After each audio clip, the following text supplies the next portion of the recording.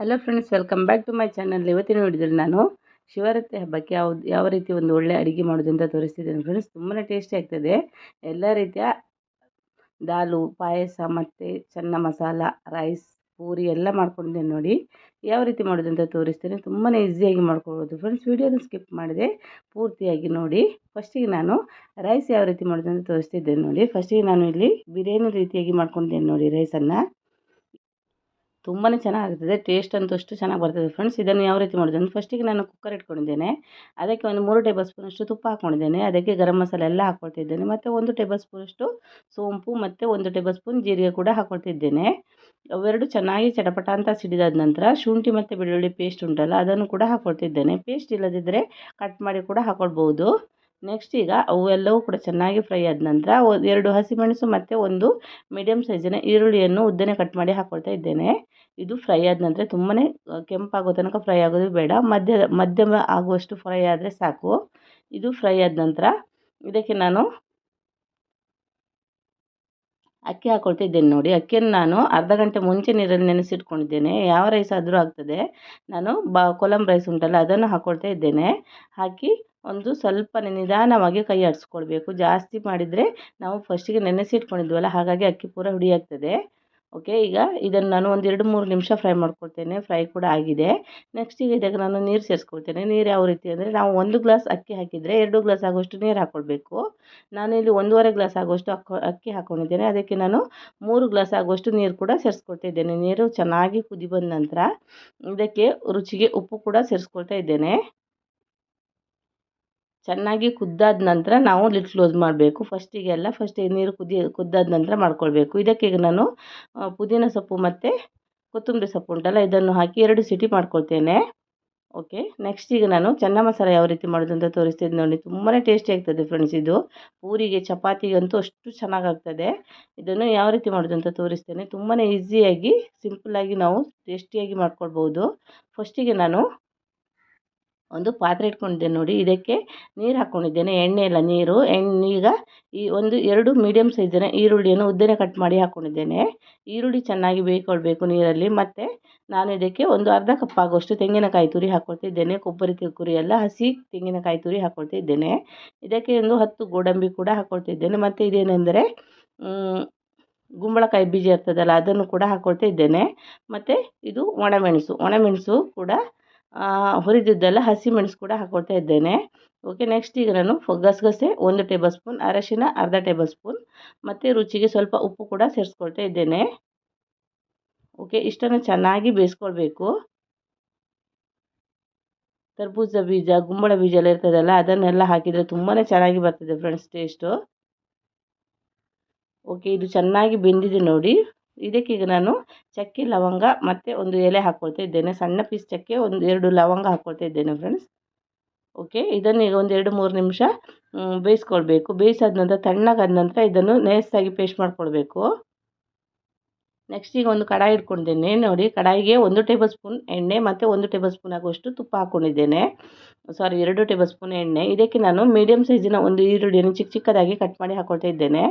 ಈರುಳ್ಳಿ ಚೆನ್ನಾಗಿ ಫ್ರೈ ಆದ ನಂತರ ನಾನು ಇದಕ್ಕೆ ಟೊಮೆಟೊ ಕೂಡ ಹಾಕ್ಕೊಳ್ತಾ ಇದ್ದೇನೆ. ಈರುಳ್ಳಿ ಮತ್ತು ಟೊಮೆಟೊನ ಚೆನ್ನಾಗಿ ಫ್ರೈ ಮಾಡ್ಕೊಳ್ಬೇಕು.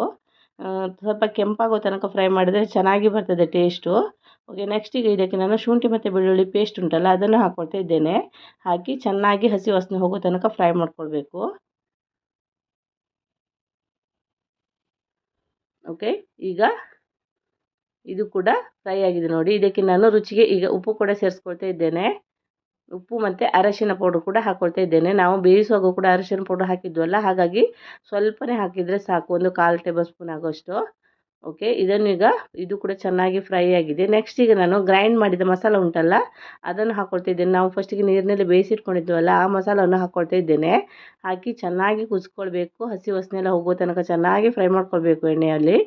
ಇಷ್ಟು ಚೆನ್ನಾಗಂದರೆ ಅಷ್ಟು ಚೆನ್ನಾಗಾಗ್ತದೆ ಫ್ರೆಂಡ್ಸ್. ಒಮ್ಮೆ ನೀವು ಟ್ರೈ ಮಾಡಿದರೆ ಮತ್ತೆ ಮತ್ತೆ ಮಾಡ್ತೀರ, ಅಷ್ಟು ಚೆನ್ನಾಗಿ ಬರ್ತದೆ ಟೇಸ್ಟು. ಈಗ ನಾನು ಇದನ್ನು ಕ್ಲೋಸ್ ಮಾಡಿ ಫ್ರೈ ಆಗಲಿಕ್ಕೆ ಬಿಡ್ತೇನೆ. ಇಲ್ಲಿ ನೋಡಿ, ಇಷ್ಟು ಚೆನ್ನಾಗಿ ಫ್ರೈ ಆಗಿದೆ ನೋಡಿ. ನಾನು ನೀರೇನು ಸೇರಿಸಲಿಲ್ಲ ಫಸ್ಟಿಗೆ. ಓಕೆ, ಎಣ್ಣೆ ಕೂಡ ಚೆನ್ನಾಗಿ ಬಿಟ್ಟಿದೆ.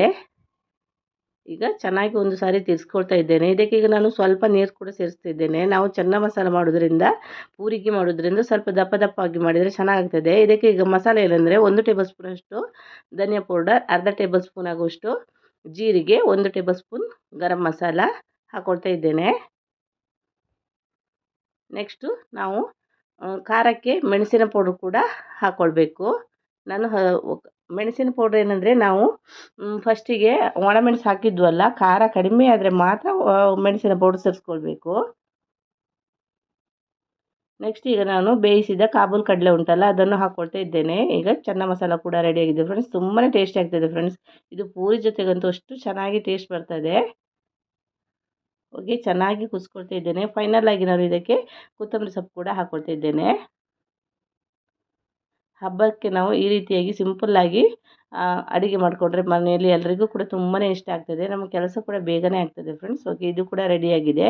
ಇದಕ್ಕೆ ನಾನು ಈಗ ಪೂರಿ ಕೂಡ ರೆಡಿ ಮಾಡ್ಕೊಳ್ತಾ ಇದ್ದೇನೆ. ನೋಡಿ, ನಾನು ಫಸ್ಟಿಗೆ ಪೂರಿಯನ್ನು ಲಟ್ಟಿಸಿಟ್ಕೊಂಡಿದ್ದೇನೆ. ಈಗ ಎಣ್ಣೆಯಲ್ಲಿ ಬಿಡ್ತಾ ಇದ್ದೇನೆ.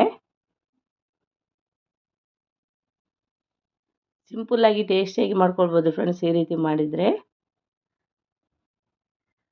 ಪಟ ಪಟ ಅಂತ ಆಗ್ತದೆ.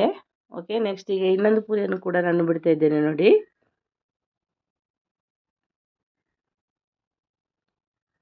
ಈಗ ಚೆನ್ನ ಮಸಾಲ ಕೂಡ ರೆಡಿಯಾಗಿದೆ. ನೆಕ್ಸ್ಟ್ ಈಗ ನಾನು ದಾಲ್ ಯಾವ ರೀತಿ ಮಾಡೋದು ಅಂತ ತೋರಿಸ್ತಿದ್ದೇನೆ. ನೋಡಿ ಫ್ರೆಂಡ್ಸ್, ನಾನು ಒಂದು ಕಡಾಯಿಗೆ 2 ಟೇಬಲ್ ಸ್ಪೂನಷ್ಟು ಎಣ್ಣೆ ಹಾಕ್ಕೊಂಡಿದ್ದೇನೆ.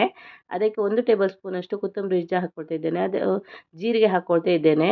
ಜೀರಿಗೆ ಚೆನ್ನಾಗಿ ಚಟಪಟ ಸಿಡಿದಾದ ನಂತರ ಒಣಮೆಣಸು ಮತ್ತು ಕರಿಬೇವಿನ ಎಲೆ ಹಾಕ್ಕೊಳ್ತಾ ಇದ್ದೇನೆ. ಮತ್ತು ಕಟ್ ಮಾಡಿದ ಶುಂಠಿ ಮತ್ತು ಬೆಳ್ಳುಳ್ಳಿ ಕೂಡ ಹಾಕ್ಕೊಳ್ತಾ ಇದ್ದೇನೆ. ನೆಕ್ಸ್ಟ್ ಈಗ ಖಾರಕ್ಕೆ ಹಸಿಮೆಣಸು ಕೂಡ ಹಾಕ್ಕೊಳ್ತಾ ಇದ್ದೇನೆ. ಒಂದು 4 ರಿಂದ 5 ಹಸಿಮೆಣಸು ತಗೊಂಡಿದ್ದೇನೆ ನಾನು. ಓಕೆ, ಇವೆಲ್ಲವೂ ಚೆನ್ನಾಗಿ ಫ್ರೈ ಆದ ನಂತರ ಈರುಳ್ಳಿ ಮತ್ತು ಟೊಮೆಟೊ ಹಾಕ್ಕೊಳ್ತಾ ಇದ್ದೇನೆ. ಈರುಳ್ಳಿ ಒಂದು ಮೀಡಿಯಮ್ ಸೈಜ್ನ ಈರುಳ್ಳಿ ಮತ್ತು ಒಂದು ಮೀಡಿಯಮ್ ಸೈಜಿನ ಟೊಮೆಟೊ ಕೂಡ ಹಾಕ್ಕೊಳ್ತಾ ಇದ್ದೇನೆ. ಕೆಲವರಿಗೆ ಈರುಳ್ಳಿ ಇಷ್ಟ ಆಗೋದಿಲ್ಲ, ಇಷ್ಟ ಆಗದಿದ್ದರೆ ಸ್ಕಿಪ್ ಕೂಡ ಮಾಡ್ಕೊಳ್ಬೋದು ಫ್ರೆಂಡ್ಸ್.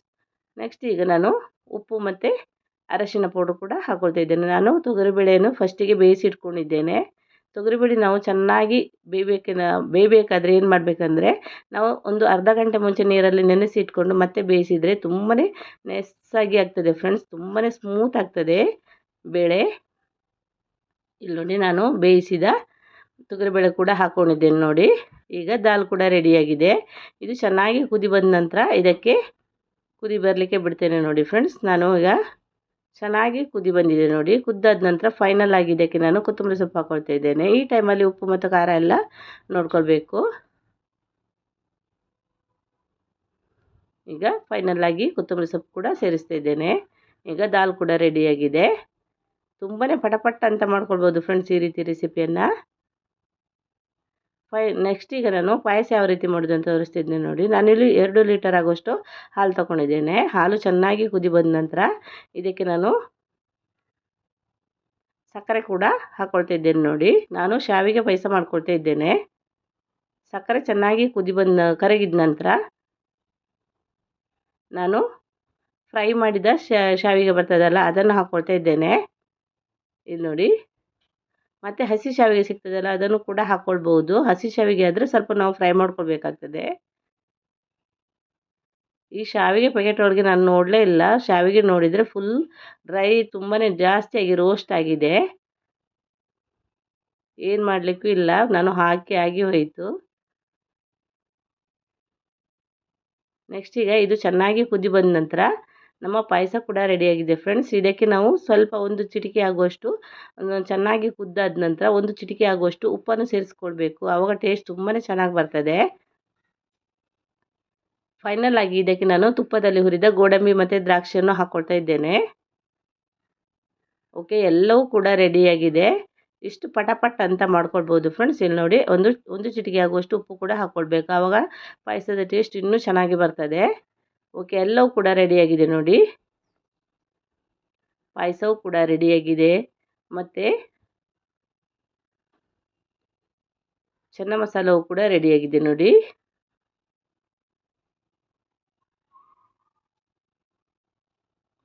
ನೆಕ್ಸ್ಟು ಪೂರಿ ಕೂಡ ರೆಡಿಯಾಗಿದೆ. ದಾಲು ಕೂಡ ರೆಡಿಯಾಗಿದೆ, ಎಲ್ಲವೂ ಕೂಡ ರೆಡಿಯಾಗಿದೆ. ಹಬ್ಬಕ್ಕೆ ಒಂದು ಒಳ್ಳೆಯ ರೆಸಿಪಿ ಅಂತ ಮಾಡ್ಕೊಳ್ಬೋದು ಫ್ರೆಂಡ್ಸ್ ಇದನ್ನೆಲ್ಲ. ರೈಸ್ ಕೂಡ ಅಷ್ಟೇ ತುಂಬಾ ಉದ್ರುದ್ರಾಗಿ ತುಂಬಾ ಚೆನ್ನಾಗಿ ಬಂದಿದೆ ನೋಡಿ.